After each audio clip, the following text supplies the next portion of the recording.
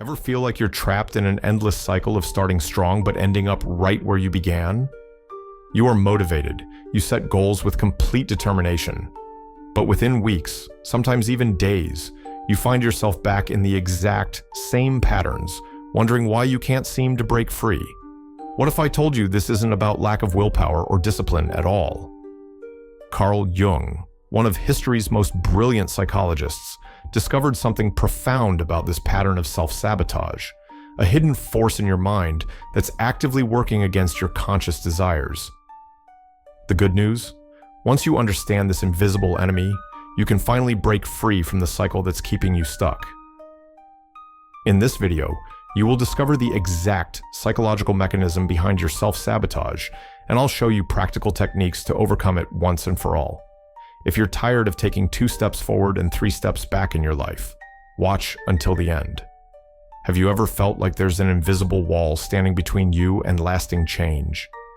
You're motivated, clear on your goals, and genuinely committed, yet somehow that initial surge of energy always fades away, leaving you right back where you started. For so many of us, this isn't just disappointing, it's devastating. The pattern is almost eerily predictable. First comes the awareness. You look at your life and realize something needs to change.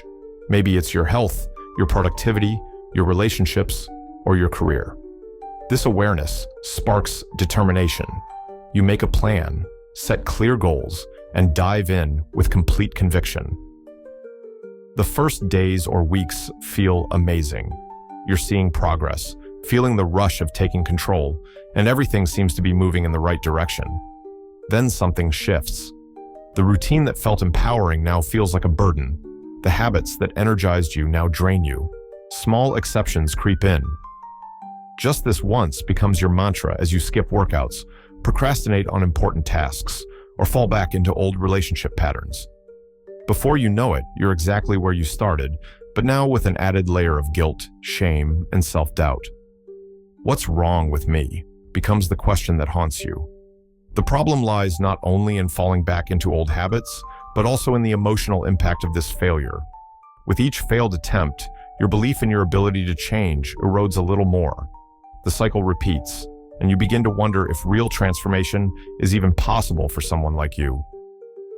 I know this cycle intimately because I lived it for years.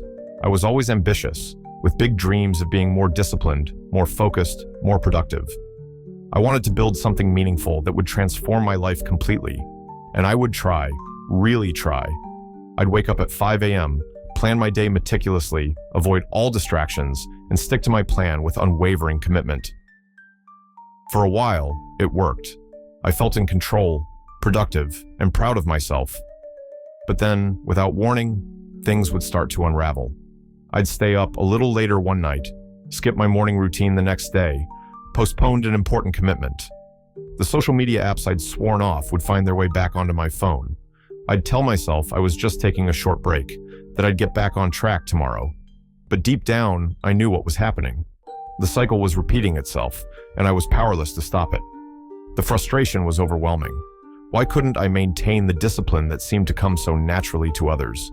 Why, despite knowing exactly what I needed to do, could I not follow through? Over time, my confidence crumbled. I started to believe that maybe I simply wasn't cut out for success, that I lacked some fundamental quality that successful people possessed. It was at my lowest point that I discovered Carl Jung's work on the human psyche, and specifically his concept of the shadow. What if my failure wasn't about laziness or lack of discipline? What if something deeper was at play, something invisible, but incredibly powerful? Jung's work revealed that within each of us exists a hidden part of the mind filled with impulses, beliefs, and repressed emotions that influence our actions without our awareness. Suddenly, everything made sense. The problem wasn't my motivation or my willpower. The real obstacle was within me. Unconscious patterns directing my actions like a puppeteer pulling strings from behind a curtain. The human mind inherently resists change, even positive change. My brain kept me attached to old habits because they were familiar, safe. This wasn't weakness, it was psychological inertia, a mechanism designed to keep me in known territory. I realized that if I truly wanted to transform my life, trying harder wasn't the answer. I needed to understand what was sabotaging me from within. This changed everything. I stopped seeing myself as undisciplined and started analyzing the invisible forces preventing me from moving forward. What I discovered shocked me. What I had always labeled as weakness, laziness, and procrastination weren't character flaws at all. They were symptoms of something much deeper. Jung called it the shadow, the hidden side of our psyche, where all our fears, insecurities, and limiting beliefs live, silently sabotaging our progress. As I began exploring this concept, my whole approach to personal change transformed. I understood that my self-sabotage wasn't random. It had its own internal logic and purpose. But here's what's crucial to understand. Overcoming self-sabotage doesn't mean eliminating internal resistance completely. The key isn't to destroy your shadow. It's to learn how to work with it. And trust me, once you discover how your shadow operates, you'll realize you have far more control over your life than you ever imagined. The shadow forms throughout our lives, beginning in childhood. As we grow, we learn what parts of ourselves are acceptable and what parts must be hidden away. When a child shows anger or acts impulsively in a situation demanding formality, they're quickly taught these behaviors are inappropriate. But these aspects of ourselves don't simply disappear, they're pushed into the unconscious. And here's what's fascinating. The shadow isn't just a collection of negative traits. Many of the qualities we repress could be powerful assets in our lives. But because they've been relegated to darkness, they find destructive ways to express themselves. This is where self-sabotage enters the picture. Every time we attempt to grow beyond our comfort zone, we come into direct conflict with our shadow. It contains all the fears, insecurities, and limiting beliefs we've internalized over time. If you grew up being told you're not good enough, your shadow will perpetuate this belief, even when all evidence points to the contrary. If you were taught that ambition is selfish, your shadow will block any attempt to pursue your dreams, even when those dreams could benefit others. And the way this happens is almost imperceptible. The shadow doesn't announce itself. It operates behind the scenes, influencing your thoughts and emotions without your awareness. Someone can spend decades trying to understand why they can never maintain positive habits without realizing that deep down, an unconscious part of them actively resists change. This resistance takes many forms. Sometimes it manifests as procrastination, that mysterious impulse to postpone important tasks without any logical reason. Other times, it appears as excessive self-criticism, that inner voice that constantly whispers that you're not good enough to succeed. Or it can also manifest as repetitive patterns, like consistently abandoning projects before completion or repeatedly entering toxic relationships. Your conscious mind wants growth, but your shadow pulls you back to the familiar. This happens because your shadow equates the familiar with safety, even when that familiar state is making you miserable. For your unconscious mind, change represents risk. And when faced with risk, your shadow acts to protect you, even if this protection keeps you trapped in patterns that prevent growth. The more you ignore your shadow, the more control it exerts. It's like a program running in the background of your mind, influencing decisions, creating obstacles, and ultimately shaping your destiny without your knowledge or consent. This is why self-sabotage isn't about discipline or effort. It's the manifestation of an internal conflict between your conscious desire for change and the unconscious forces fighting to maintain the status quo. The solution isn't to fight your shadow. What we resist in the unconscious only grows stronger. The path forward is to recognize this hidden part of yourself and bring it into the light of consciousness. Only by facing your shadow can you prevent it from continuing to sabotage your choices and your life. If the shadow operates behind the scenes, influencing our decisions without our knowledge, the first step to overcoming it is recognition. But this isn't easy, because repressed parts of the psyche don't reveal themselves directly. The shadow hides in repetitive patterns that seem to defy logic. You genuinely want to improve your health, but always find excuses to skip exercise. You desire productivity, but feel mysteriously blocked whenever you attempt important work. You crave healthy relationships, but consistently choose partners who reinforce old wounds. None of this happens by accident. your unconscious mind creates defense mechanisms to keep painful material hidden from awareness. The problem is that this protection comes at an enormous cost, keeping you trapped in cycles that prevent growth. For Jung, bringing the shadow into consciousness requires deep self-observation. This means noticing when the same problems consistently arise in your life and questioning their true origin. The Danish philosopher Søren Kierkegaard, one of the precursors of existentialism, described something similar that he called unconscious despair, the state where people live in self-deception, avoiding uncomfortable truths about themselves. He believed true freedom only comes when we become aware of what imprisons us. This is the essential point. Identifying your shadow requires courage. It's uncomfortable to admit that self-destructive behaviors aren't simply motivation issues, but reflections of deeper psychological patterns. Facing your shadow means confronting fears, frustrations, and beliefs that you've been repressing for years. This isn't just about reflecting on your past, but observing how certain patterns continue to repeat in your present. One way to recognize your shadow is to pay attention to disproportionate emotional reactions. When a situation triggers an unusually strong response, it often indicates repressed content trying to surface. Another approach is to observe your projections, the harsh judgments or criticisms you direct toward others. What irritates you most in other people frequently reflects qualities you've learned to repress in yourself. If you feel intense irritation when someone displays confidence, perhaps you've unconsciously learned that showing confidence is somehow wrong. If you envy those who take risks, maybe you're afraid of embracing your own courage. The shadow never reveals itself directly, but it always leaves clues.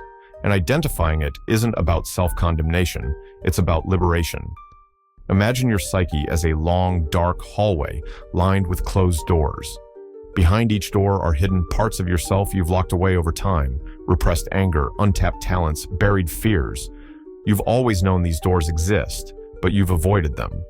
The problem is that what's behind these doors continues to influence your actions, whether you acknowledge it or not.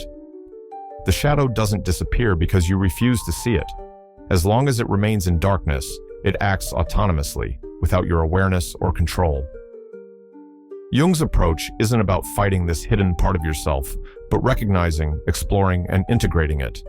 Confronting your shadow means reuniting with all the facets of yourself you've rejected. But how do we achieve this?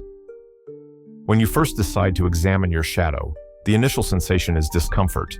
It's like turning on a light in an attic that's been gathering dust for decades. At first, everything seems overwhelming, but gradually your eyes adjust and things become clearer. Jung called this process making the unconscious conscious. This means not just acknowledging that your shadow exists, but learning to communicate with it. One effective method is introspective writing. Rather than avoiding disturbing thoughts, write them down as if you're having a conversation with your own mind. Ask yourself questions like, what am I trying to avoid? Why does this bother me so much? What is this part of myself trying to tell me? This inner dialogue can reveal deep fears, unconscious blocks, and hidden mechanisms of self-sabotage. But there's another aspect of the shadow that few recognize. It contains not only what we fear, but also what we secretly desire.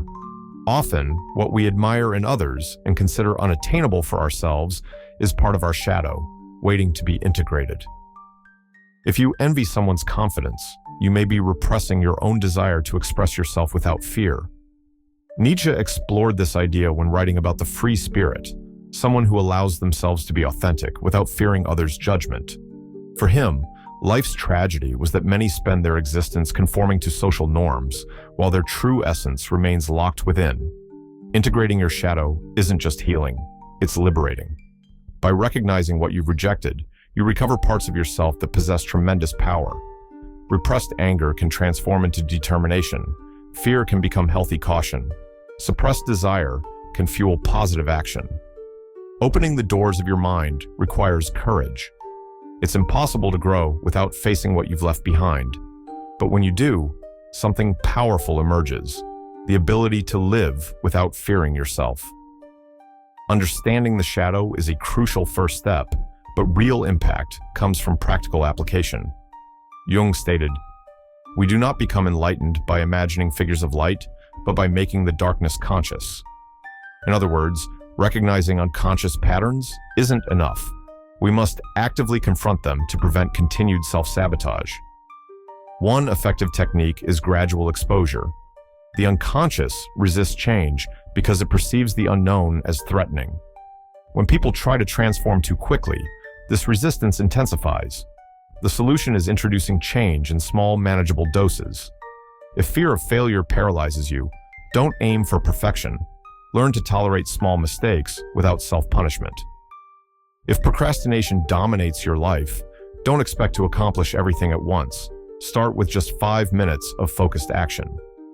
Your unconscious needs time to acclimate to change before fully accepting it. This principle is essential for lasting transformation. Additionally, how you manage daily habits directly impacts your psyche. Self-sabotage often manifests through unconscious automatisms that repeat without your awareness. This connects to James Clear's concept of habit reversal in his book, Atomic Habits.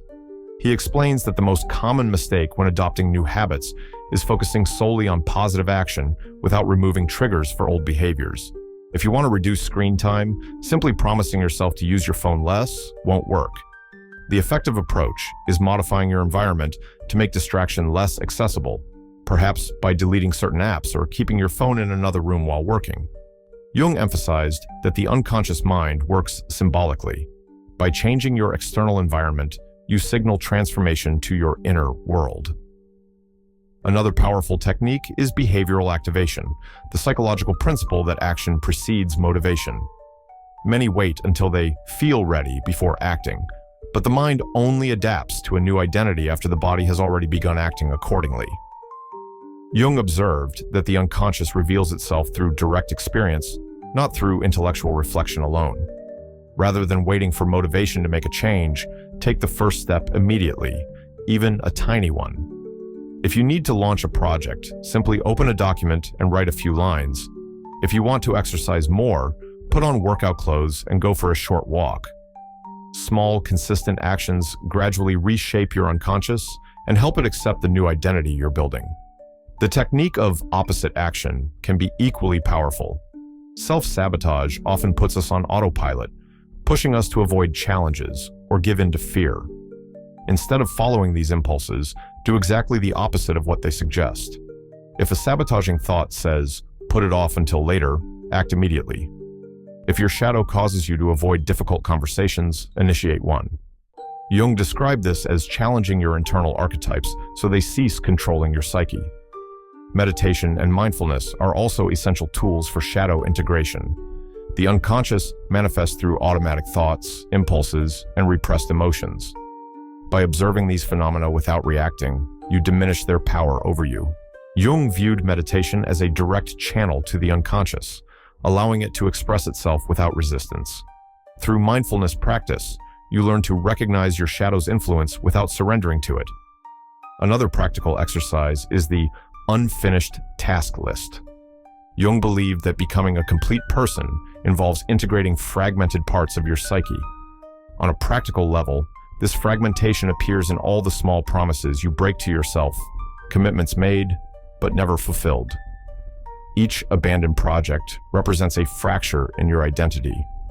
Creating a list of incomplete actions and systematically completing them becomes a powerful symbolic act of psychic reintegration.